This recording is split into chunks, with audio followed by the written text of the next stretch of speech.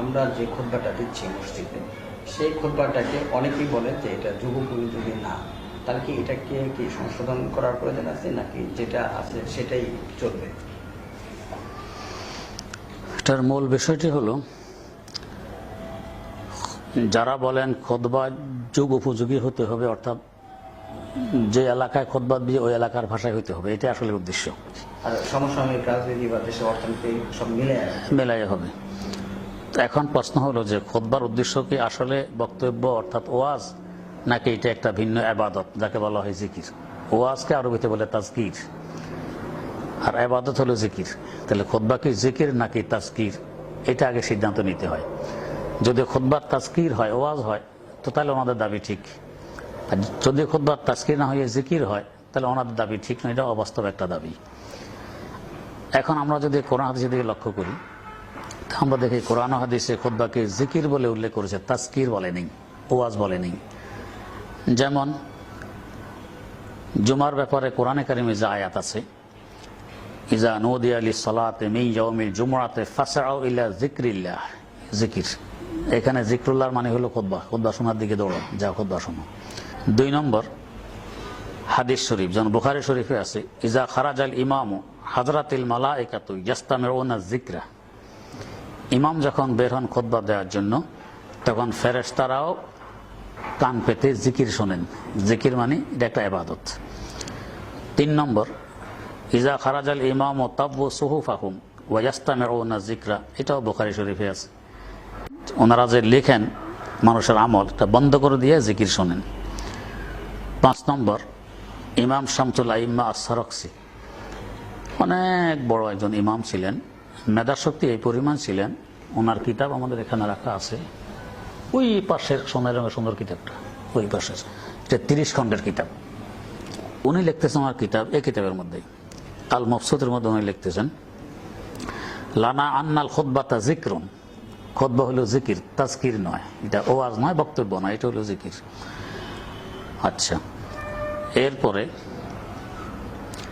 ইমাম সারাকসি মবসুতে আরো লেখেন, ওয়ালা ইয়ামবাগি লিল ইমামি আন ইয়াতাকাল্লামা ফি খুতবাতিহি বিশাইইন মিন হাদিসিন নাস, ইমাম যখন খুতবা দিবে তখন মানুষের সাথে কোনো কথাবার্তা সে বলবে না, মানুষের কথা নেই, কোনো কথা বলবে না।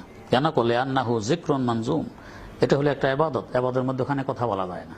তাইলে এই বুখারীর কোরআন শরীফের আয়াত, বুখারীর 2টি হাদিস এবং ফুকাহাদের মধ্যে এত বড় ইমামের কথা, এটা হলো জিকির, তাজকির নয়।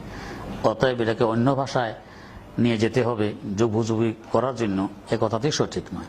যদি এটা ওয়াজে হইত, তাহলে আমাদের ফিকহের কিতাবে একথা উল্লেখ আছে, যেমন এই মবসুতের মধ্যে উল্লেখ আছে, খুতবা দিতে পারে এমন বিজ্ঞ আলেম নেই, তাহলে ফরজটা কিভাবে আদায় করব? সে যদি মিম্বরে দাঁড়াইয়ে শুধু একটা তো সুবহানাল্লাহ পড়ে দিল, ফরজ আদায় হয়ে যাবে। যদি এর দ্বারা ওয়াজের উদ্দেশ্য হতো, তো সুবহানাল্লাহ বলতে ওয়াজ হয় না, এটা তো একটা ইবাদত হলো, জিকির হইল। তাহলে এই জিকিরের দ্বারা খুতবা আদায় হয়ে যায়, আর অন্য কিছু বলা লাগবে না, আদায় হয়ে যাবে। আচ্ছা, 5 নম্বর নাকালা ইবনুল হুমাম ফি ফাতহিল কাদির আজমা আলা ইশতিরাতে নফসিল খুতবা, যে উম্মতের ঐক্যমত জুমা সহি হওয়ার জন্য খুতবা শর্ত। ওয়াজ কোনো ইবাদতের জন্য শর্ত হওয়া, এটা কেউ বলে না। 7 নম্বর খুতবার জন্য জোহরের ওয়াক্ত হওয়া জরুরি, ওয়াক্তের আগে খুতবা দিয়ে দিল, এই খুতবা হবে না, ওয়াক্ত হওয়ার পরে আবার দিতে হবে। 9 নম্বর ওয়াজের জন্য তো শ্রোতা লাগবে, শুনতে হবে। এখন কয়েকজন বদির বসা আছে সামনে, ইমাম খুতবা দিতেছে, আদায় হয়ে যাবে, তাহলে বদির ওয়াজের কি বুঝলো? তারপরে এটা আদায় হয়, বুঝে গেছে ইবাদত, এটা কি নয়, এটা ওয়াজ নয়। 10 নম্বর ইমাম যদি খুতবার পরে কোনো কাজে চলে যায়, তাহলে এই খুতবা হবে না, আবার এসে খুতবা দিতে হবে। যদি ওয়াজে হইতে, ওয়াজ তো হয়ে গেছে, আবার ওয়াজ বলতে হবে কেন? হে ওয়াজ আবার বলবে। 11 নম্বর খুতবাকে ফুকাহে কেরাম বলেন জোহরের 2 রাকাতের স্থলাভিষিক্ত। আমরা সাধারণত জোহরের সময় 4 রাকাত ফরজ পড়ি, আর জুমার দিন ওই সময় 2 রাকাত পড়ি, বাকি 2 রাকাত গেল কই? 2 রাকাত হলো খুতবা, তাহলে এটা একটা ইবাদত হলো, এটা ওয়াজ নয়। কিন্তু খুতবার সময় ইমাম যখন খুতবা পড়বেন, যারা মসজিদে থাকবে চুপ থাকা জরুরি, কথা বলা যাবে না, গুনাহ হবে। তাহলে বুঝে এটা ওয়াজ নয়। ওয়াজের ভিতরে কথা বলে কি গুনাহ হয়? সাহাবা কেরামের যুগ ইসলাম বেলুচিস্তান পর্যন্ত এসে গেছে, এদের বেলুচি ভাষা। ইরানে পৌঁছছে তাদের ফার্সি ভাষা, সুডানে পৌঁছছে তাদের সুডানি ভাষা। কিন্তু ওই সমস্ত এলাকায় অন্য ভাষায় কোনো সাহাবী তো খুতবা দেননি, আরবিতে দিছেন।